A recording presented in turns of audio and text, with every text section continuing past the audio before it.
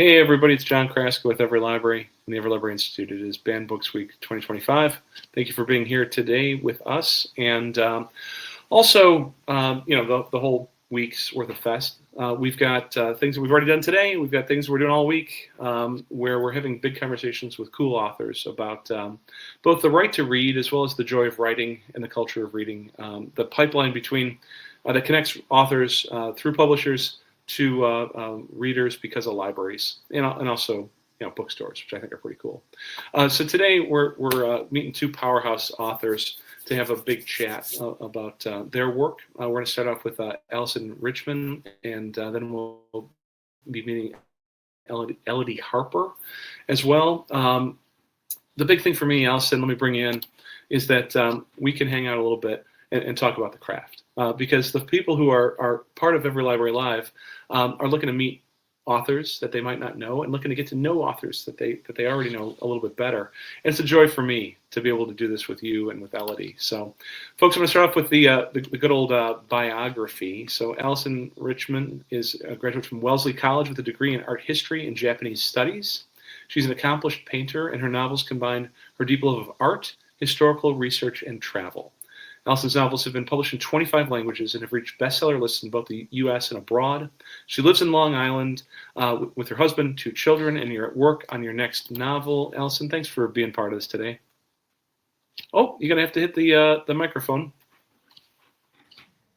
Okay, thank you. It's such a pleasure to be with you today, John. Thank you for having me. Oh, it's a treat. So we wanted to chat a little bit about your work, the haunting histories, ghostly libraries, and primarily around Harry Widener and the Titanic. The book, I think, is a fascinating one. And the story of Harry Widener and the library that's built in his honor. Can you take us through a little bit about that? What motivated you to do that one? Yes. So I'm really excited to talk to you about the backstory of the missing pages with the legend and true life story of Harry Widener. Harry Elkins Widener was a 27-year-old Harvard graduate, son of one of America's Gilded Age families. He was an avid, passionate book collector. And prior to boarding the Titanic, he went to London to purchase books for his collection, including a very rare 16th century copy of Francis Bacon's essays that was so small, it was the size of a baseball card. Mm-hmm. And there was correspondence even with his bookseller that he said that this book was going to be one of his most treasured belongings, that he was not going to take it off his person. It was so cherished. And so according to this legend about Harry Widener, though, as the Titanic was sinking and his mother was trying to get him to come on her lifeboat with him, he told his mother that he had to go back for a rare and priceless book. He was never seen again, nor was the book ever found. And so the legend, really inspired me to write The Missing Pages, because I kept on returning to this scene of a mother and son in their final moments in a very dramatic situation on a sinking ship. I could definitely see it as a perspective, as I do have 2 children, of a mother pleading for her son to come with her, not wanting to leave without him. But then also the perspective of a son who wants to soothe his mother's fears and to give her hope that he might be on the next lifeboat, and tells her he's going back for this book. Mm-hmm. And then, of course, this question of, was it the book that we know that he purchased?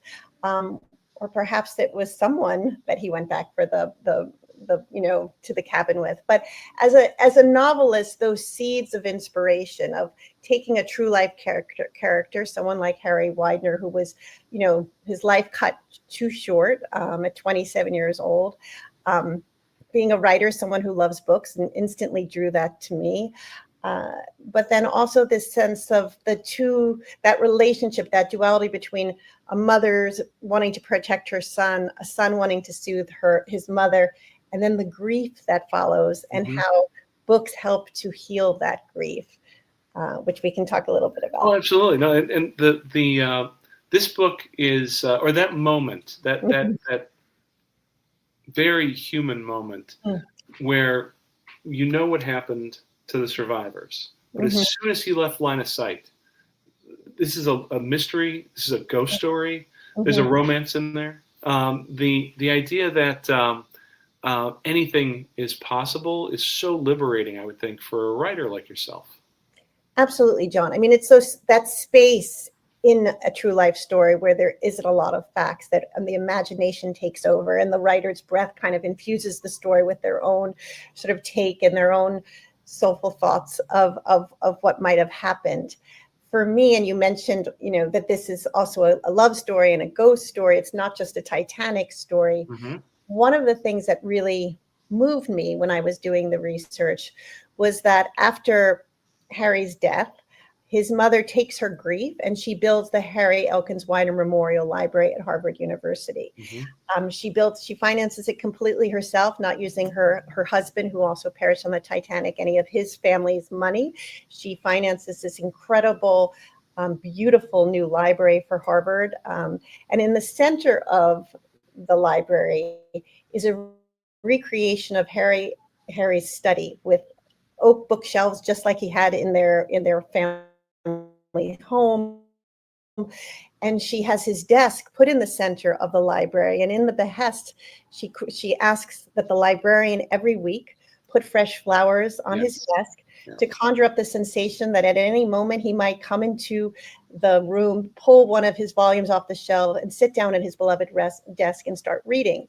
And so for her, the library that she builds becomes a shrine to her son, but Mm-hmm. also a living legacy to his love of books, that she hopes that she can share that with the students of his alma mater. But then there also is this sense of how the spirit still lives on in the library. And I wanted to sort of seize upon that maternal feeling that her son's spirit lived on, and to tell the story from the perspective of Harry's ghost inside the library that his mother built in his honor, telling the real story of what happened in those last moments on the Titanic. So that's how I think, the writer in those spaces that you mentioned fuse it with imagination, creativity, and also hopefully something fresh, right? Not Mm-hmm. just to do another Titanic story, but to give it a lens that is extremely personal, of a ghost finally being able to use his own words to tell what really happened. Well, I think that the library itself could have just been a setting, and that poignant weekly moment, being I mean, is it Edgar Allan Poe's grave? Is it Jim Morrison's grave? That sort of an approach. Mhm. But in your work, the art, the books, these are symbolic meaning, Mhm. as well as a spiritual venue, I think, and I think that's fascinating. I love that description of spiritual venue, because it's this returning to a space to tell story, like storytelling, through generations has often been around the hearth, around the campfire, Mhm. a mother reading to her child on a bed. These sacred spaces of storytelling are really beautiful, and they kind of give us this embrace for the story to unfold.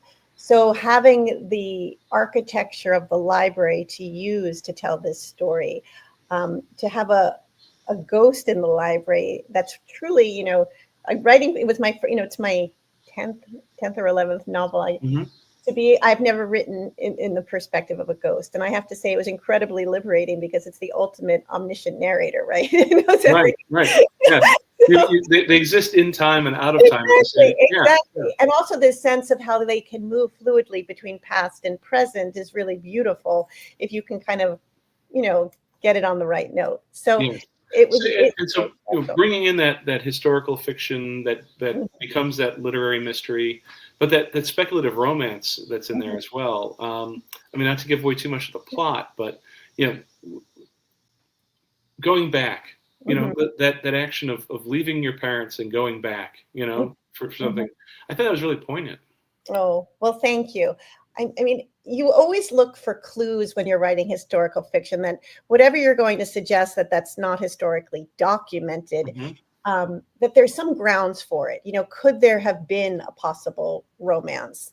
Someone that he does meet on his journey to purchase this book. Hmm. And for me, what was very, very intriguing was that the bookseller that he purchased this 16th century miniature book from, his sister was also involved in the bookstore, and she often hired female people, not female, female booksellers in the store. So to create the character of Ada, who could have, been studying bookselling at that time, could have been taken under the wing in that bookstore, was really, that was sort of that seed that it was possible that he could have met someone who was involved in the sale. And then trying then to connect the dots to get her on the Titanic, that there's also this very, very valuable book that Quaritch asked if Widener would chaperone through customs. It was a jewel encrusted book that was going to be bought by someone in New York. These things kind of, again, give you the building blocks that you can suggest without it being too far fetched that your storyline is feasible. Yeah. No, I think that's so.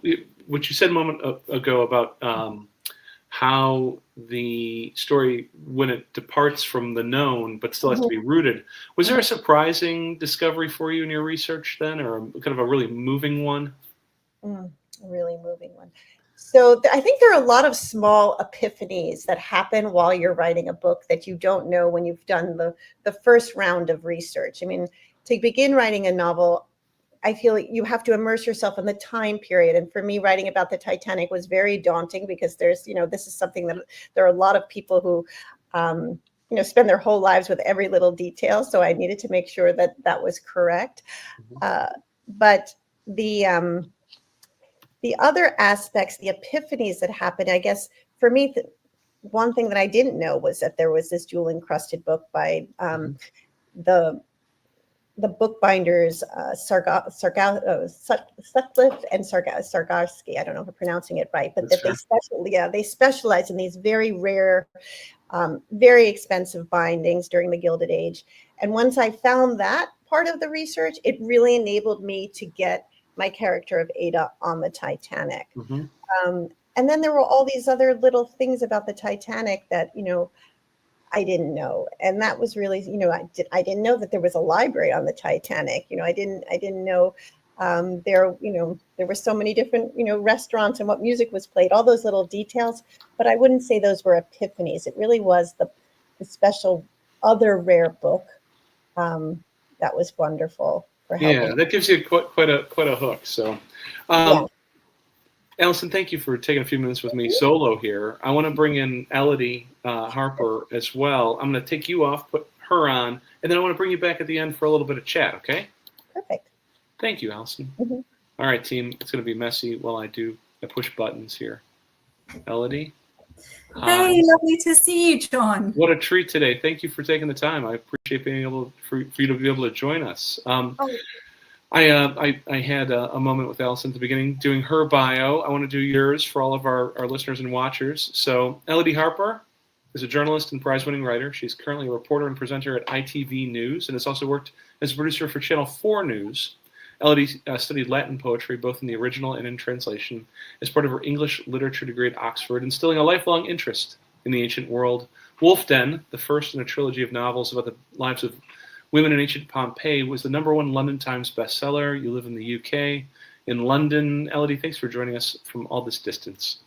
Oh, thank you so much for having me. And in fact, I used to be a reporter at ITV Anglia, but I recently went full-time writer. Oh, very good, very good. And I studied 4 years of Latin in high school, and I'm functionally illiterate. Love it. Latin will do that too. So, as you know, Alyson and I were chatting about historical fiction, but the divergence of it into the speculative, which I think is very interesting. How do you approach in your writing that historical accuracy and narrative imagination tension? There's always that tension between the two. So for me, my sort of interest is the Roman world. So like before I start any book, quite a lot of the research has already been done in a way. I'd be quite daunted to do a whole new historical period. And I do think it's really important to try and be as authentic as possible. Like I take my research very seriously. But at the end of the day, the narrative is queen, really. Like you have to give your reader a satisfying plot and a satisfying story, which is maybe why I tend to prefer to focus the main attention on characters who might be historical figures, as with the case of Boudicca's daughter, but they're maybe not like the super famous ones about which masses is known, because then you have very little scope for like telling an original story. So with the Wolf Den trilogy, the women, they existed only as fragments of graffiti, which is, just a few names next to no information. With Boudicca's daughter, I had a bit more, but not a huge amount. So you did approach the telling from the daughter's perspective, as opposed to, you said the history is queen, but this particular queen. Why did you decide to go with that sort of a narrative structure? So I think, in the UK at least, the story of Boudicca is pretty well known, that she was this fierce warrior queen who rebelled against the Romans, nearly succeeded in defeating them and driving them from British shores, but was eventually defeated in battle after destroying a number of towns. The thing that is slightly less well known about her is that she had two daughters who were absolutely key in that revolt. It was the Romans' attack on those two women that led to Boudicca rebelling in the first place. We have got an incredibly famous statue of all three women outside our Houses of Parliament in London, which I used to look at as a kid. It always really intrigued me. There aren't that many statues to women in the UK, so this is probably the most famous one there is. And the two daughters are really kind of cowering in their mother's shadow. She's driving her war chariot at the Houses of Parliament. And I just felt it was really unfair that these two women played such a key role, but the Roman historians didn't record their names or their fate after the final battle. And so this felt like a really interesting way into telling the story of the Boudiccan revolt, almost like a family drama. And also to think about what happened after Boudicca was defeated, because, of course, mostly the stories end with that defeat and then we all move on. But for the real protagonists in the story, if her daughters survived, they would have to make some kind of conciliation with Rome, or would they continue to resist? What would their lives be like? What would it be like to have been, the child of such a famous rebel against Rome? How could one build a new life after that? I think it's interesting that their names were unknown. I wasn't aware of that going into this conversation, and the unnamed being given a name. In your case, I mean, those names have meaning and power, though. They do. So I was careful with all the British characters to use real ancient British names. So Selina, the eldest daughter, who is the central protagonist of the story, that's a real name. Well, it comes from Selinus, the masculine, so I just feminized it, and it means sight. Belenia, her younger sister, means power.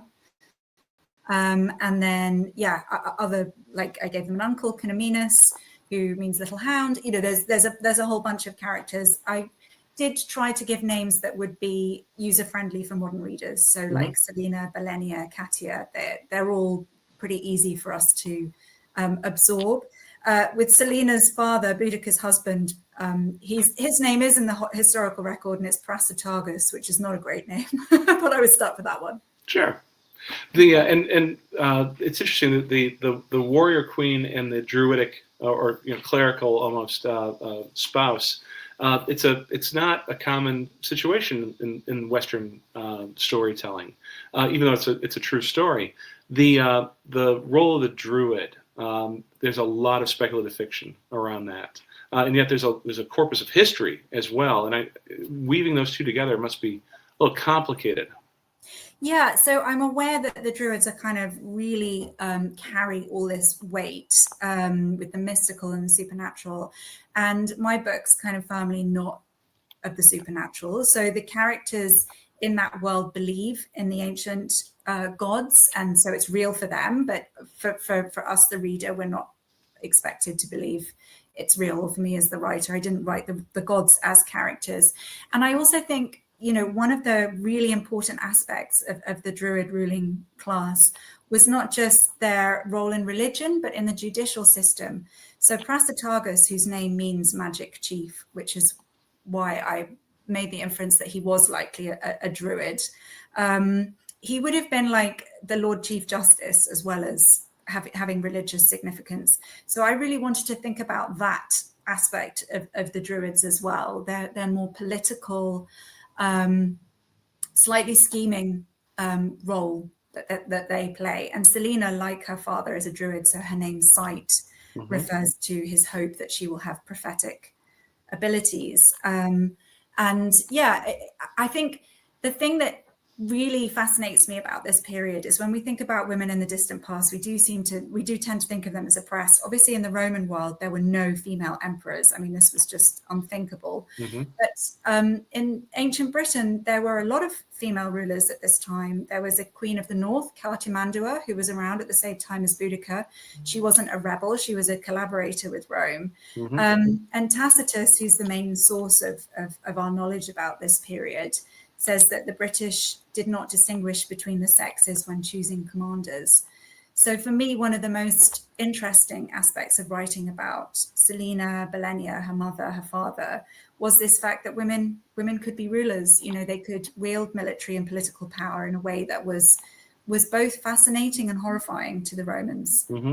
Yeah, so that whole Selina's story of the struggle with power and identity and survival under Rome, that really enriches the reader's perspective, I think, by understanding the differences between culturally where she could have gone and where she has to go instead. Yes, absolutely. Because, you know, just like with the Wolf Den trilogy in the final volume, I didn't have Vesuvius explode at the end of the book. It happens partway through, because what interested me was the aftermath, you know, the refugee crisis, the rebuilding, you know, what did people do next? What remained of Pompeii? How did people survive and adapt to their new reality? And similarly with the Boudiccan revolt, which was such a seismic event, you know, the majority of the book actually deals with the afterwards. And so we see Selina go to Rome and try to build a new life and deal with the guilt that comes from the very human need to build family, to build relationships, to build community. But, you know, the only people really available to her are Romans in the main. So it's, you know, does she choose to be a lone resistor, or does she choose to integrate into Roman society as best she can? And I think that's a dilemma that's a constant one for her. Well, I think that if it's all right with you, Elodie, I want to bring Alyson back in and have a chat across both of your experiences. And I forgot to ask in the green room, do you know each other previously? We don't, no. Oh, that's Alyson, you need to turn your microphone on. I'm sorry. One of my great joys is to help people meet cute here on Every Library Live. Yay, so I'm so glad. We have the library on the Titanic. That's so fascinating. I had no idea. Yeah. So both of you are working with novels that give voice to a past. And how do you think, though, historical fiction, especially that aftermath, the after the moment when there's a separation in the family, after the disaster, if you're Boudicca and her family with the Romans winning, how does this historical fiction give us insights into our own time from your perspective? Or are you writing with a polemic in mind like that? Personally, no. I mean, it was very hard to write about the Boudiccan revolt and not be impacted by current wars and crises. You know, you don't live in a vacuum, but it wasn't meant to be a kind of allegory or polemic about our current times. I think it's more, I don't know about you, Alyson, but it's more that looking in the past, you may not have drawn these parallels yourself before you were writing or intended to, but they come up as you write, you become aware of it. Because for me, one of the most fascinating things about historical fiction is both looking at the ways people and societies of the past were different from us and the ways in which they are the same. So the aspects of human nature that change and those that stay constant. I think for me too, I was trying to find a parallel of the healing power of books and grief and all those things that sort of generate after the aftermath of the Titanic, with Harry's mother building this library. I also have a parallel modern day storyline of a young woman who's a page in the Harry Elkins Widener Memorial Library. And she has her own grief. And this the way that the library, 100 years later, helps I think inspire healing within its structure, within this connectivity of between whether she's learning about Harry's story at the same time. For me, I was constantly trying to have this dance between the modern day story and the story of Harry's tragic death and his mother creating this legacy for him. So mine probably dovetails a little bit more in between the present day and the lessons learned from the past, which was very edifying to write about, I think. The opportunity to think about and to read about a kind of memory. The library is a place of literal memory preservation. Both of you have some library, a lot of library, some library in the works, but the idea that library is not just for holding memory, it's for engaging memory. I'm wondering about that engagement of memory, Alyson, first, if I could, as a resident literary trope, but also just a personal point of reflection.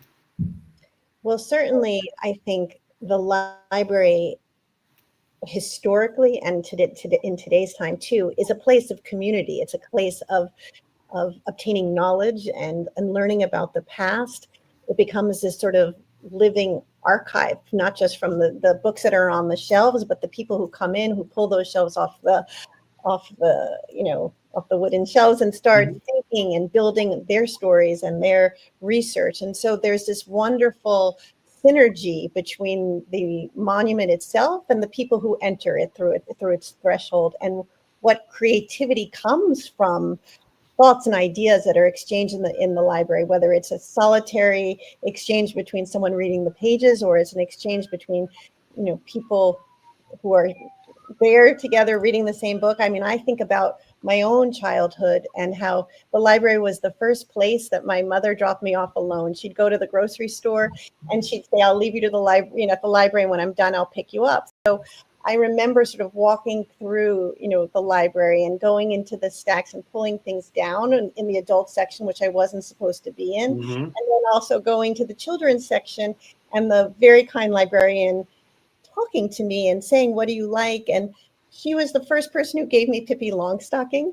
And I think Pippi Longstocking became like my childhood heroine. She was on that boat. She was going to uncharted places. My mother always called me fresh and that I talked back. So I just love Pippi.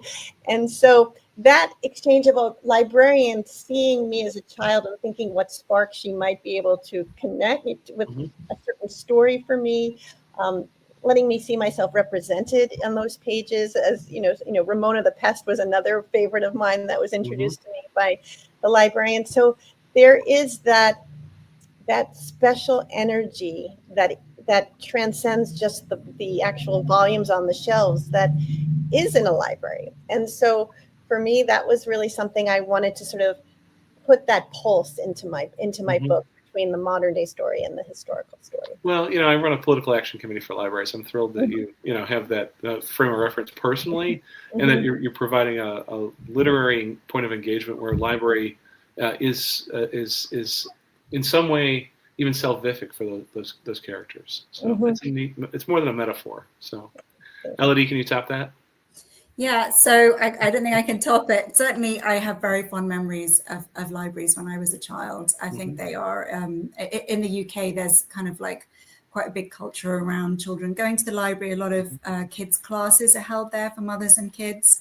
So I went there as a mom as well. So that was a very nice full circle moment. I have to be honest that the library in my book is quite sort of two-faced in the sense that it's a source of enormous comfort and sustenance for the Roman characters, who are kind of the keepers of literary texts in the book. The Iceni don't have libraries, and in fact, none of their records have come down to us because their written records have not survived. And so the library in Boudicca's Daughter is partly a kind of, on the one hand, it's a very comforting place, and it is certainly a repository of learning. And it does, in the end, end up being very positive, where two different cultures are able to find some kind of middle ground and reflect on each other. But it's also kind of a tool of colonial repression in a way, as it's where the Romans collect the artifacts of other people and write their own books and accounts of others. So it's quite an othering space as opposed to a purely welcoming one in my book. But that was not my experience of libraries, and has never been my experience of libraries in my own life. No. The idea of whose history is also whose library, though, and that's very true. The fact that in the West now, in the one of the reasons we're having this conversation during Banned Books Week here in the States is that less and less welcome because we're seeing more and more use of censorship as a tool of oppression or erasure, and that is unfortunately a throwback to a less perhaps modern or progressive sensibility. So, definitely, yeah, you're both wonderful people. Thank you for taking some time with me here for Every Library Live today. I want to make sure that folks get a chance to listen and to engage and to think these things through. So, Elodie Harper, thank you for joining us from the UK. Alyson Richman, thank you for joining us from points around, but Long Island originally. You're both very thoughtfully engaged with these ideas around memory and around identity, and I hope everybody goes out and grabs a copy of your books. So here at Every Library Live, we always do the wave at the camera, and then I put up the card, and we talk to each other in the green room. So thanks again for today. Thank you, John.